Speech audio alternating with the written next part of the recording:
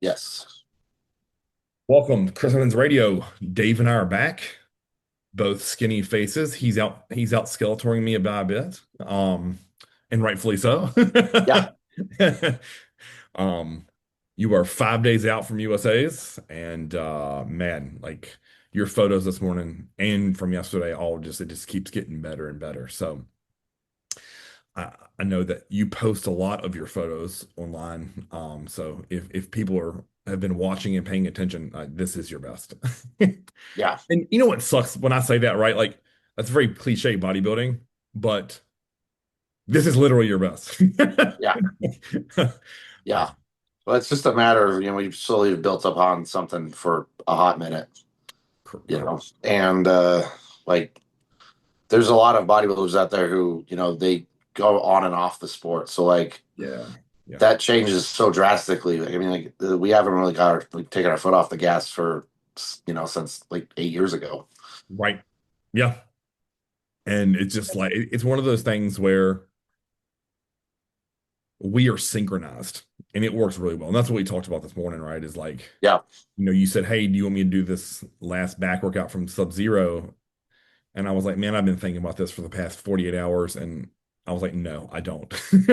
So what I ended up doing was custom writing you a workout for tomorrow to specifically make sure we get all the blood into those lower lats because that's the area that we've been watching for fullness is particularly your lats and your back double. Now, what's funny is your lats and the lat spread and in the back relax, all good to go. But it's when the back double Mhm. and your hands go up, that's the only spot that I notice any almost like deflation. So Mhm. it's one of those things like every time you prep, we always watch a different body part. Yeah. Very true.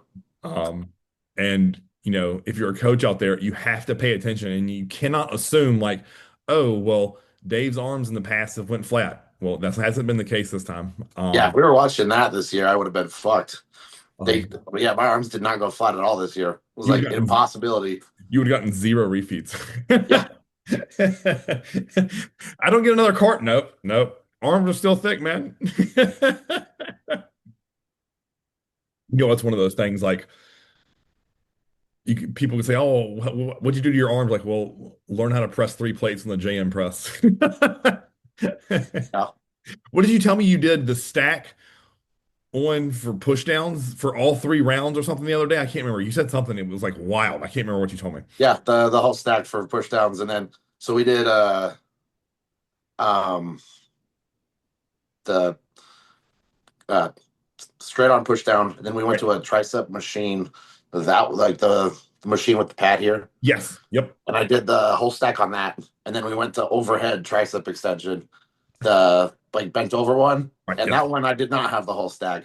Right, yep. But we did and then we had the three, so it was the giant set. So then we had three things of biceps. Right. But I did all 3 rounds with the full stack on both of those. It's fucking awesome. So yeah, if you want to know how to build your arms, that's what we do. Lots of volume and progressively get heavier with weights. But anyways, get kind of back to what I was talking about is like this prep has been so much smoother than last year because you aren't injured, which is also a huge stress relief and something neither of us have to worry about, which is mentally resilient as both you and I are. There's no way that injury wasn't in the back of your mind. Like, you Oh know, yeah. it it just had to be because we knew how hard you had fought for not only that condition, but the size you had added to your legs the previous all season. And to think that like a stupid injury on a leg curl could have derailed that, Mhm. or being able to see the progress you'd made is stressful in itself. So I think that aids in the look you have this year as well. And then I think just based upon me reading your posts and you and I talking to each other, like another year of just mentally maturing as a competitor. You've always been very grateful for bodybuilding, but I really get a sense that that's went up even more in the last year. Would you agree with that? Oh, 100%. Mhm. Yeah. Yeah. Like the things I've accomplished through bodybuilding is fucking stupid. Yeah. Like I honestly wouldn't be dating the girl that I'm dating if I wasn't bodybuilding. And like that's crazy to me. Yes. Yeah. Like I I I can't even put words into that, like the probably the best thing that ever happened in my life happened stemmed from bodybuilding. Right. Yep. Yep. And you know what's really interesting is I think a lot of times, and I know I've been guilty of this in the past, like you think, oh, this is a solo sport. I get on stage by myself. No one eats my meals but me. No one trains but me. But you being in another, adding a year to your solid relationship is, I cannot stress the importance of that to the young guys and girls out there, right? Like that's something that I don't take for granted is the relationship I have with my wife. Uh, Yeah, and I realize I have surpassed tons of guys that were better than me as bodybuilders because they've been chasing women while I've had one woman who has been beyond loyal to me. And that can't be replicated. And I know that kind of this is maybe a weird path for us to take, but it's the truth. yeah, And again, I know that's something you're eternally grateful for, because listen, there, and I've said this thousands of times on the internet, like there are lots of beautiful women in this world, but there are not many women who put up with the bullshit you and I have to do, um, yeah, and love us for it. And yeah, when you find that, you cherish it, you value it, and you show appreciation, no matter how fucking hungry you are, or how tired you are. It takes minimal effort to go buy a dozen roses. It takes minimal effort to send a text message that says, "Thank you for everything you do for me. I love you." I can fucking talk test that bitch into my phone and it spits it out. But mhm, so many guys fail because they just listen. I'm guilty of it. I say this from experience. You get a tunnel vision. You're like, I got to get glutes. I got to win. I got to do this. I got to tan. I got to train. And you forget that without that woman by your side, this becomes a lot fucking harder. Um, some little morning rant from yeah. from So it. true, though. Yeah. I mean, that's probably needed for a lot of people to hear. Right. Right. Because man, it's so easy to become narcissistic and selfish with this when you're in a prep and you're locked in. Like you and I encourage you to be. But sometimes a step back and to just thank the people around you in your life, go a long fucking way. If you have a friend that texts you in the morning, a training partner, like a lot of that stuff gets forgotten when you're so locked in on, hey, I got USA's in a week and 6 weeks and 4 weeks and 2 days. Like that becomes ever encompassing. And so again, being grateful, it doesn't take a lot of energy to say thank you and make people feel appreciated. That's So so true. I am beyond pumped to get to Vegas with you. No, Um, it's crazy how fast that comes up too. oh yeah, I know, right? I know. I am really excited. Same, same. And it's one of those things like I hate traveling because that is definitely stressful, but Yeah, I have a really early flight on Wednesday, so I'm gonna hopefully sleep like a baby and I'll get touchdown and then we'll be ready to roll. So yep. um let's get into our topic for today. And it was from a listener, and he asked two really good but very different questions. So I'm going to start with the first one here, and I'm just going to read this. Let's see. It says, "I've been seeing a lot of people debate saying that they don't respect bodybuilding, and people who get their pro card from the masters divisions. I would love to hear your opinion on that." So when a guy turns pro or girl, I guess, in a master's division bodybuilding, do you have any more or less respect for them as a competitor? Honestly, the I think it's almost retarded when people get mad at having the Masters competitors win. Because, like, well, we just saw it at Universe. There was a girl in bikini who won 45, 35, and open Yep. and took three pro cards. So, and also, she beat the open girls. So, Yeah. not only was she better than every single person who's 20 something, in their prime for bikini, Right. she beat them at 35 and she beat them at 45 as well, Yeah. you know? So, like, please tell me that's not fucking cool, Agreed. And then, like, it's not like they have the Masters Olympia, and like those guys are absolutely insane. Right. Like, Yeah. I'd like to see any other person over the age of 45 look that way. Oh yeah. And people get upset about it. It's just like, cool, they're not Martin Fitzwater, who's 20, 20, 28 years old. Correct. Like he could, he's basically still indestructible at that point in his life. Right. Versus like the mileage these guys carry, and like their body represents the years of applied effort. Right. Yes. Like I can't imagine a world where I'm like not impressed by someone having a pro card in the Masters division. Right. Yes. Like, are they going to be like always going to stack up to someone in the Open division? No, but a lot of times they do. Right. I mean, go take a gander at Dexter Jackson. Correct. Yes. Yep. Like he was doing that way before the Masters existed, and he was just a fucking vampire. Oh yeah. Yeah. I mean, I think a lot of times people forget that Ronnie won a majority of his Olympias after 40.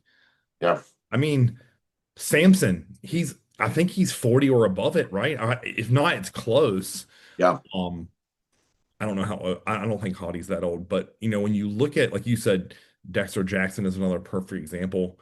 I mean, man, I watched John compete from 40 to 44 and be one of the freakiest humans I've ever seen in my entire life. Fun fact, he also turned pro as a master. Um, Josh Wade, another one of his clients, Ken Jackson, another one of his clients, Sean Clarita, another one of his clients, all above the age of 40, all look. I mean, Clarita's fucking one or two in the world at 212, and he's beating open guys who are in their 20s. Like, I don't, I'm with you.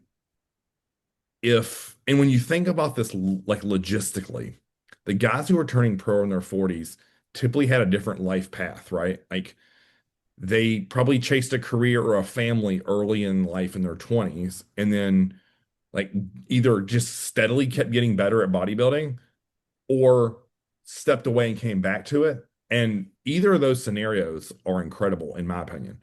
Now, I Mhm. also say that in hindsight because I'm 40 and I know that like this is the biggest I've ever been in my entire life. Like in my 20s and 30s, I was not, I did not look like a bodybuilder. So it's one of those things where I've just had to keep just banging that fucking nail, and it's eventually going to happen. Like, and if I'm fortunate enough to turn pro in a master's division, I'm not going to think, oh, well, I have a pro card, but it's just a master's pro card. But I'm also at the same time, I'm not delusional and thinking I'm going to get on the Olympia stage one day and beat Yeah, people. I'm not going to go stand beside Derek and look remotely comparable. Um, so, I mean, I think it's just about perspective, yeah. in the grand scheme of life. I'm 100% with you. I mean, the amount of 40s, 50s, and 60-year-old competitors that I've trained in the course of my career, and to know like all the shit they have to manage because 9 times out of 10, they aren't sponsored by 47 companies that can just sit around and do bodybuilding. Um, like, they run either companies or have full-time jobs plus some, have a family, have kids, have other responsibilities. Like they aren't living in some townhouse community in a single bedroom apartment with their girlfriend and they just fuck play Call of Duty and train. Like 100%.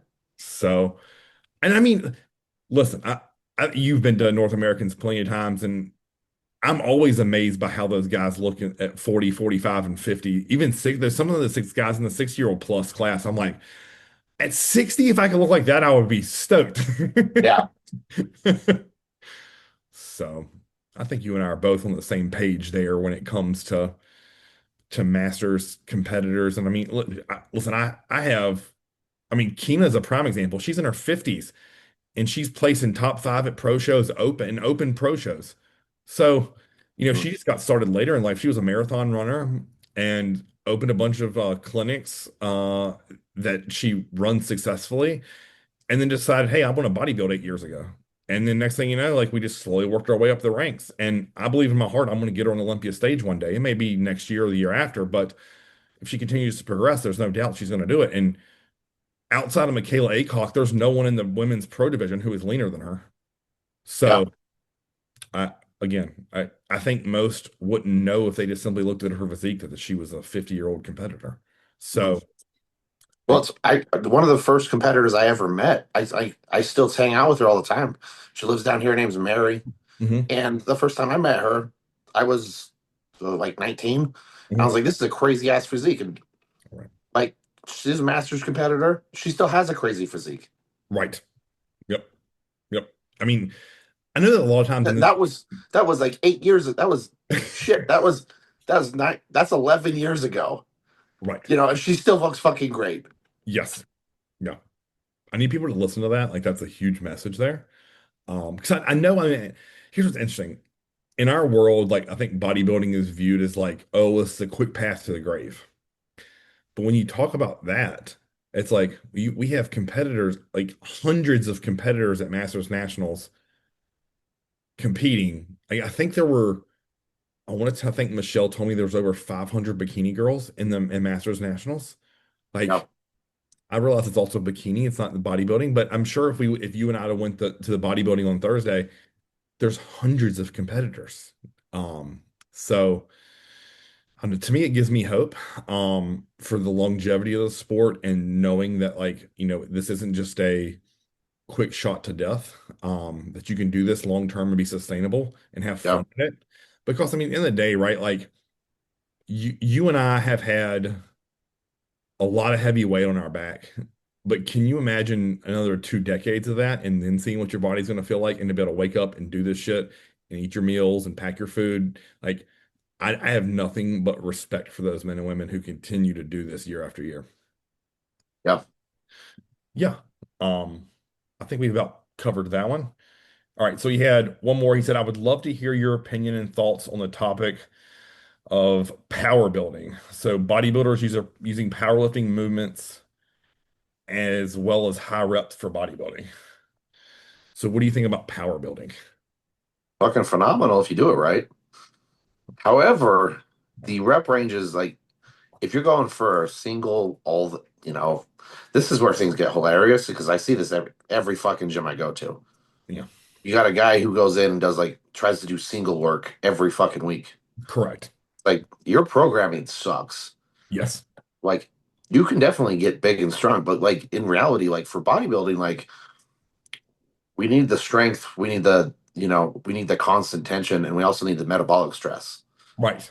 So like we can play those cards, and you can get strong. Like doing sets of 6 on bench press, sure, yeah, you'll probably grow. Right. Yeah, But you also like, I mean, I've never seen someone who can bench 4 plates who has a small chest. correct. Like it's pretty goddamn rare. Right. And then on the other side of things, like I've never met a power lifter with small triceps. Or traps. Yeah. So Yeah. it's like take notes on what works. I've seen a lot of, I mean, I've met a lot of power lifters who have zero hamstrings. Yes. And a lot of It's like, okay, yeah. yeah, exactly. A lot of ass, zero hamstrings. It's like, oh, cool. What's happening here? Take notes, apply it to your life. But when it comes down to it, I mean, like the off-season bodybuilding is legitimately like a lot of it is get stronger over time. Yes. Agreed. Yeah. And that's the same thing as powerlifting. We're just using different rep schemes. Agreed. So wild. I mean, like if the baseline topic of get stronger over time happens, you're probably going to get bigger Yeah. Right. as long as you're feeding yourself in that window. Correct. What's really funny is I had someone ask, they said, Chris, like, man, your back has really grown. So as Dave's, what are y'all doing? And I was like, well, we're doing Scorpion. But I was like, in the grand scheme of life, I don't feel like you and I have both improved our back throughout this prep because we took an exercise of the incline dumbbell row and got better at it.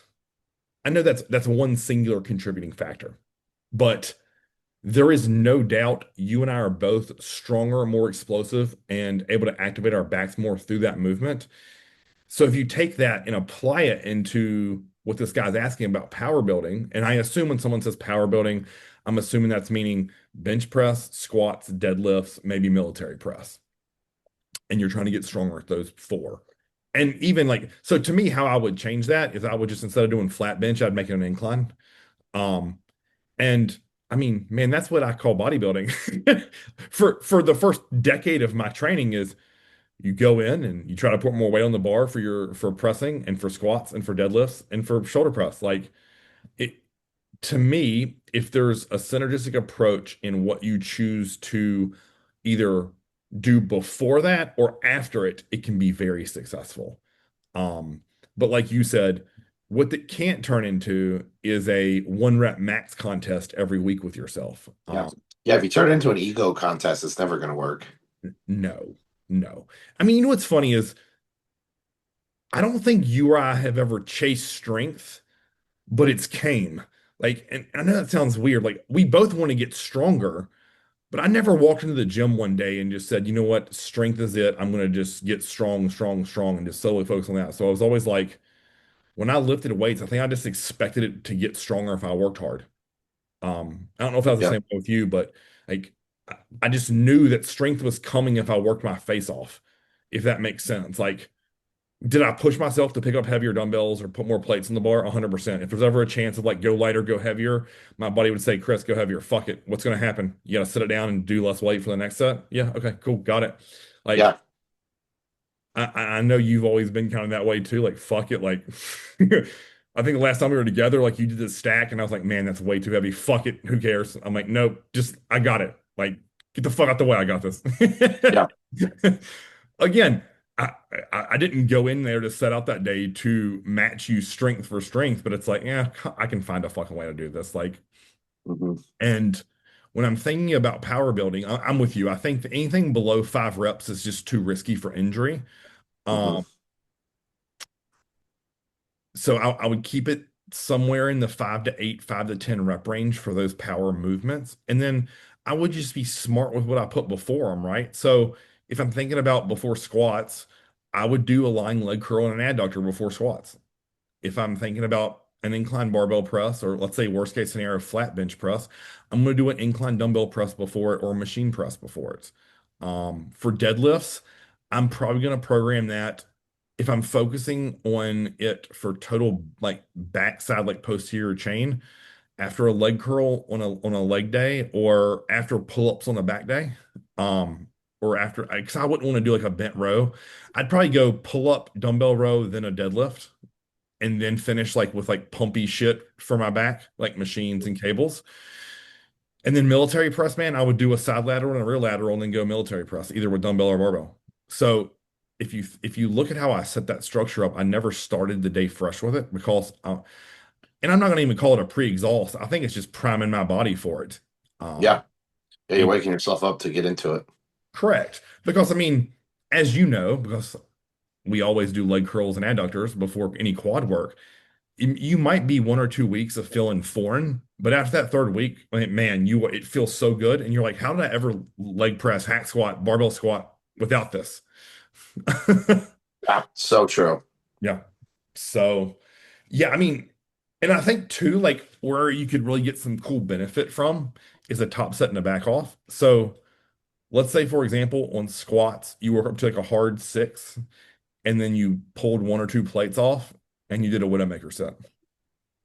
Like you talk about pain tolerance and developing a physique that is worthy of acknowledgement. Trust me, that'll work. Yeah. Um, That will definitely get the job done. right. Or like if you're on an incline barbell press, like let's say you work up to 3.5 plates and then you strip down the 2.5 and you pulse them all in your chest and you match what you did with the 3.5. Like Yeah. again, those are like little small little tweaks that you could make to top set and back off of it and kind of, in my mind, get both stimulus of like heavy progressive overload and power building, so to speak, but then you marry that with bodybuilding and pump. Um, Hmm. so yeah, there's so many ways you can do this, like, and that's what I love about this sport, right? Like, there's been countless examples of guys who are just like crazy ox strong, like Johnny Jackson comes to my mind. Um, and I mean, he's built an incredible physique off of that. Oh, Top, 100%. yeah. So, you have any other I guess the other thing that you said is like, as long as you're being mindful of joint health you aren't eating a bunch of bullshit that causes inflammation, and then you're actually resting and eating for recovery, I think it can work. Um, Yeah. so I'm not one of those guys who I'm not going to follow like half of a powerlifting program and then finish with a bodybuilding program. That's not going to be me because I think that's trying to like do two horses with one ass. Yeah. I think you have to commit to bodybuilding. I think that's where most of those guys get wrong. Is they start getting strong and they're like, oh fuck it, I'm gonna do a powerlifting meet. And then it turns into this weird like kind of bodybuilding kind of powerlifting and they're like not good at either. um so that's kind of my final point. Like Yeah. if you're going to use what I consider the barbell basics for bodybuilding, you still have to be a bodybuilder. Mhm. Um, so yeah. Any other things you want to say with that? I have one more topic I'd love to talk about. Yeah, I'm pretty open to that. Okay. Let's move into that. So I have the amount of client inquiries I get that sound something like this. Chris, I want to achieve fill in the blank, a pro card. How long is that going to take? Chris, I want to blow my quads out. How long is that going to take? One, if I could tell you the exact time frame, I would charge triple what I do. Because I would be playing the lottery and probably not need to coach anymore. Two, I'm going to swing it back to you. You never once have asked me those questions. You ask me things like, how can we eat more food? How can I make my digestion healthier? How can I train harder? How can I hit my back more effectively? It's never once been, how fast can we turn pro? Yeah, that's super true. I mean, I think that goes over a lot of people's heads is the why you get into this sport is also dictates your progress. Yes. Like if you're gonna get in this sport because you like the praise of, oh man, you're looking lean. It's like you're gonna fall off this really fucking fast because, well, an off season's gonna happen and you're not gonna look lean Right. and you're gonna hate yourself for it. Correct. Yep. And that always leads to binge eating and binge dieting, right? You're like, oh God, I'm not lean anymore. I'm not gonna do carbs for the next month. And then it's like, oh God, I'm starving because I haven't had carbs in a month. It's a terrible cycle that so many people fall into psychologically because they don't realize that an off season sets up for a better prep. A better prep sets up for a better rebound. A better rebound sets up for a better off season. Where if you ride each one of those windows of time, and view that as an individual goal, that's why you've been so successful. That's why I've been able to put a bunch of muscle on, is because I realized that like I've never tried to play this game of I'm going to stay super shredded year round. I'm not going to main gain. I'm either going to build muscle optimally or I'm going to get fat off optimally. And one of those two things is going to happen. It's a switch on and off. It's as simple as that. It's all season or it's pre-contest. It's none of this fucking bullshit like semantics of improvement season. Suck a fucking dick. It's off season. We use less drugs. We train our face off, and you eat as much food as you can humanly possibly get into your fucking mouth. And I get so mad because it's like, it's all these people trying to come in our space and trying to fuck up what's been working for decades. And they're slowing this next generation of kids down because they're like, hey, Dave, like, you only need 2,500 calories in all season to grow. Oh, yeah. Hey, you don't need to take all your sets to failure. Hey, you should be training less. Like, you shouldn't be going so intense. Ignore those people. Yeah. I laugh at that one a little bit because I have seen some of that. Like, why are you training? I had someone ask me yesterday, aren't you a week out? Why are you training so hard? And I'm like, there's a reason why I look the way I do when Yep, I take my shirt off, correct. Yep. right? And it's because of the how I train, Yes. you know. And the like, I'll make a bold statement there, but go take a gander at Branch Warren, Dusty Hanshaw, and Johnny Jackson. Yep. All three of those guys trained really fucking hard year Yep. round. Yeah. You gander how that muscle sits on their body, Oh, yeah. the density, and then the graininess. Like the graininess, what happens there, I honestly think is a byproduct of probably doing too much. Yeah. But the body recovered, like the body figured it the fuck out, Right. Yes. Yes. because it's always laughable because like there's people like, how do you get grainings? Like you just do.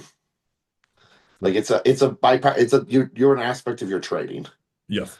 Yep. Like it's the people who they get lean and then the last 4 weeks of prep they just get soft is because they failed mentally. Yes. They let themselves like, oh, I'm weak, Mhm.